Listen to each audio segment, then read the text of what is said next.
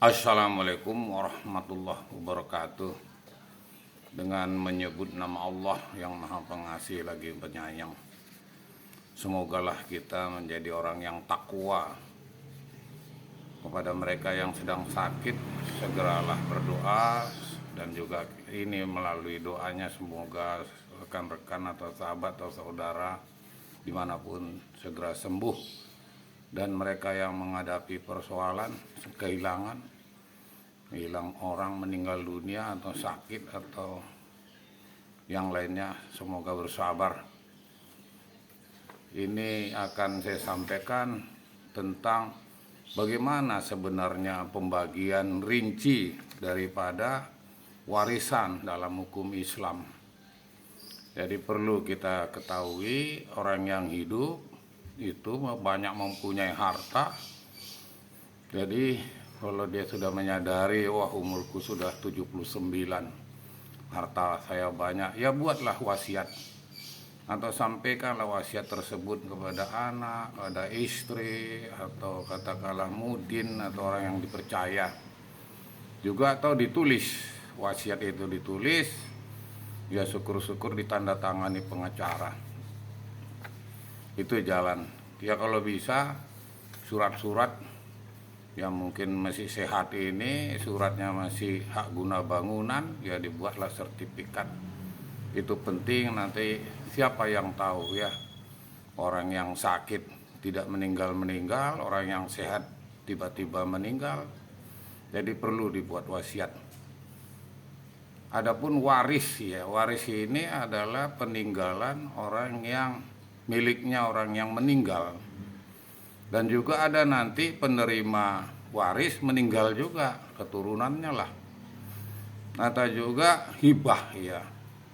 Jadi dia punya anak 3, laki-laki 3 masih hidup.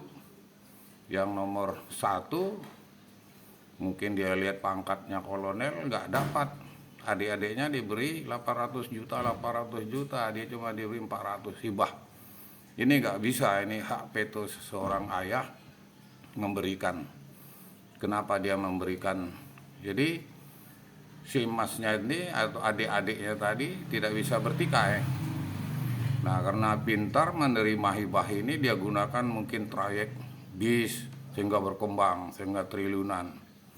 Ya mungkin yang diberikan ini si abangnya 400 juta, mungkin hidupnya dalam keadaan susah, ya tinggal pengertian saja sama adik-adiknya itu yang diberikan banyak. Atau sebaliknya, si abangnya tadi hidupnya biasa-biasa saja, adik-adiknya itu mampu, diberi ayahnya. Ini hak veto. Jadi perlulah kita sebagai yang hidup menyiapkan wasiat, perlulah mengurusi surat menyurat yang benar, sehingga nanti ada juga guyonan itu, orang tua itu sakit, anaknya ada 2, nah, dipanggilnya yang satu, kamu harta bapak itu ambillah yang di UGM, yang adiknya kamu jangan mau kalah, tanah saya berikan kepada kamu di Universitas Erlangga. Orang melihat hebat, mendengar hebat, ternyata yang di UGM sama di Erlangga itu anaknya itu tukang parkir. Ya ini guyon. Perlulah untuk menyampaikan guyon.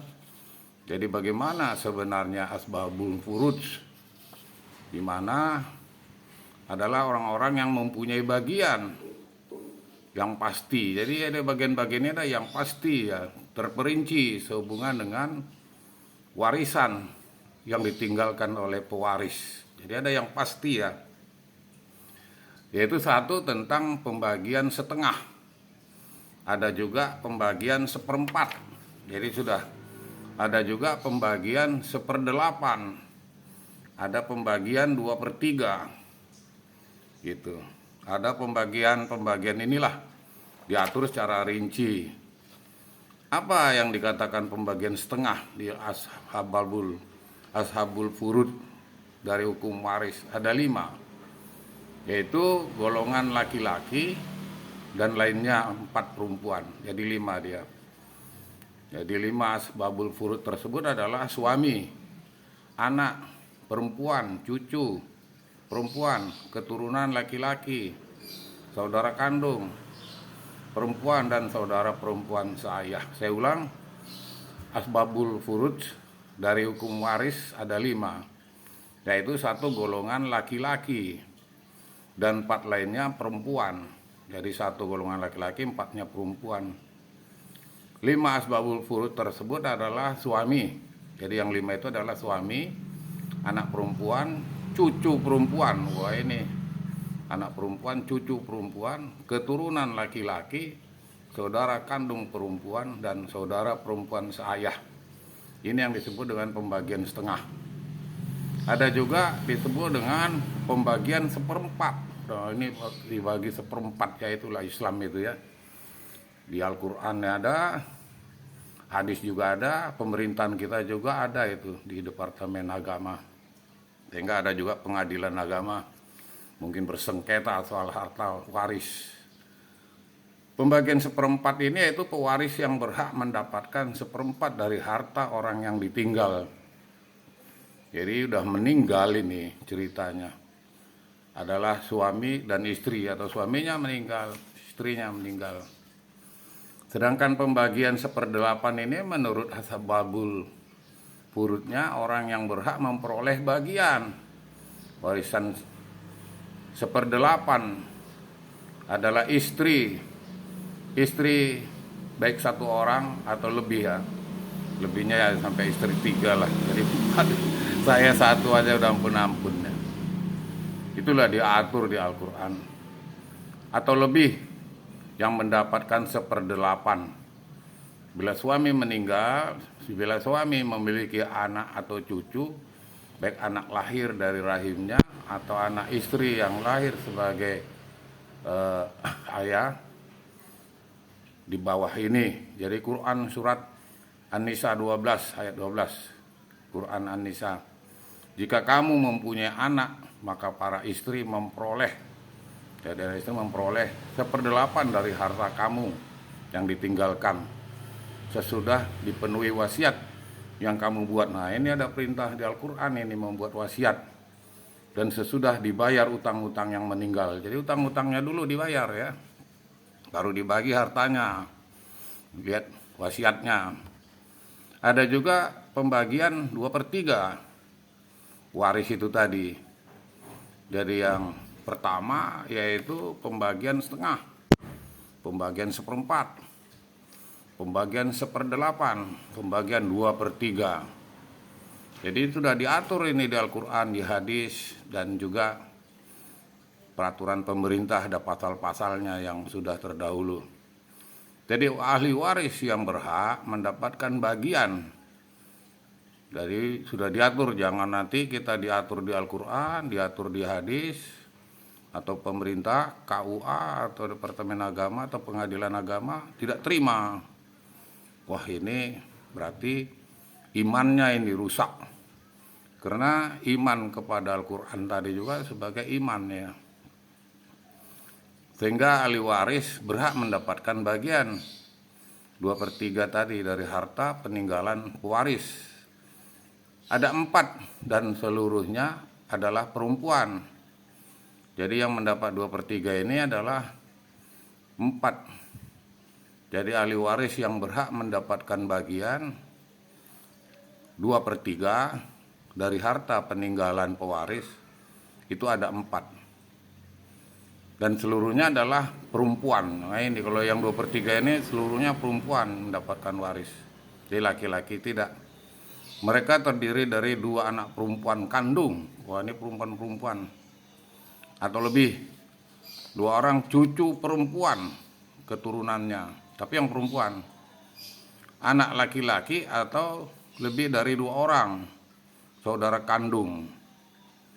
Jadi perempuan. Jadi saudara kandung perempuan atau lebih. Jadi didapatlah. Sehingga ada juga 2 orang saudara perempuan seayah atau lebih yang mendapatkan itu tadi. Apa yang saya sebut, dia mendapatkan 2/3. Ada juga pembagian sepertiga. Wah, ini kayak jajan ini, dibagi setengah, bagi 2/3, dibagi 1/8, dibagi 1/6. Ini supaya adil.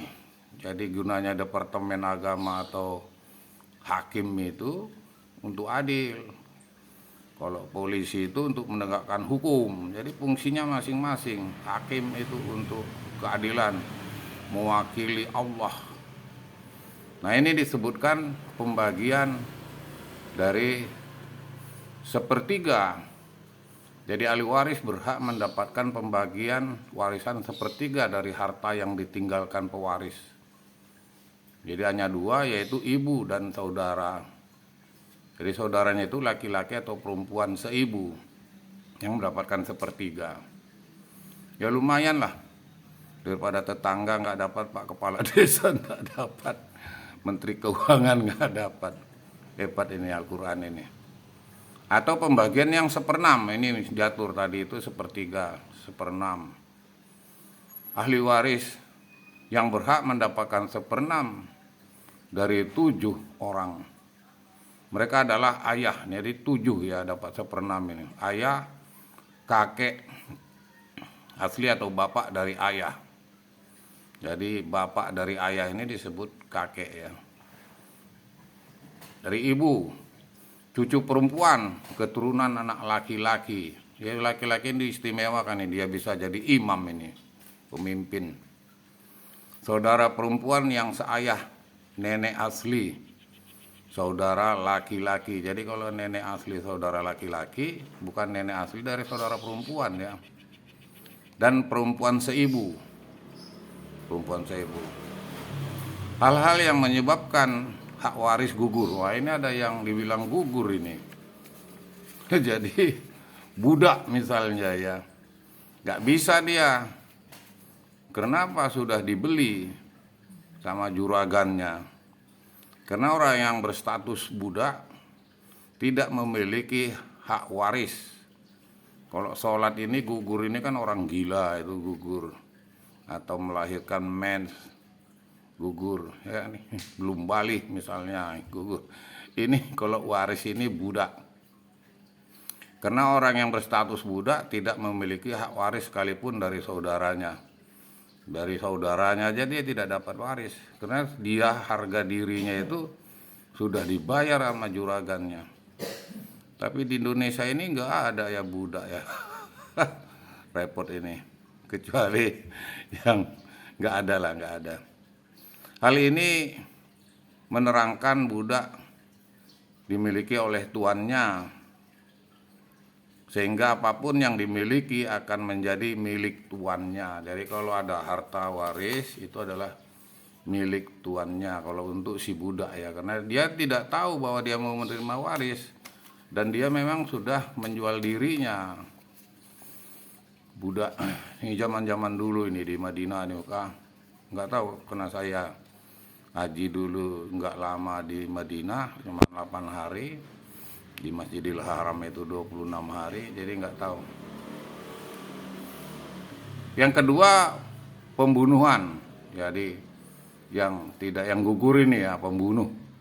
Apabila seorang ahli waris membunuh pewarisnya, jadi seorang pewaris membunuh pewarisnya. Jadi kakak adik ini, si kakak bunuh adiknya, si kakak tidak dapat waris ini karena gugur. Maka ia tidak berhak mendapatkan waris. Yang ketiga yaitu perbedaan agama. Jadi berbeda agama, karena waktu kita sangat sedikit ya. Jadi kalau perbedaan agama tidak bisa. Kita sudah keluar dari Islam, ibu kita Islam meninggal atau ayah kita tidak bisa lagi ikut mengibadahinya karena agamanya sudah beda. Jadi perbedaan agama tidak dapat. Jadi ini perlu ya, apa itu dibuatkan hibah. Itu hibah, keunggulannya dia masih hidup. Hibah adalah hak seseorang ayah, tidak bisa intimidasi, dia mau kasih adiknya, mau tidak kasih, mau kasih banyak yang satu, nggak bisa demo, nggak bisa protes. Itulah secara singkat karena waktu kita sangat terbatas. Assalamualaikum warahmatullahi wabarakatuh.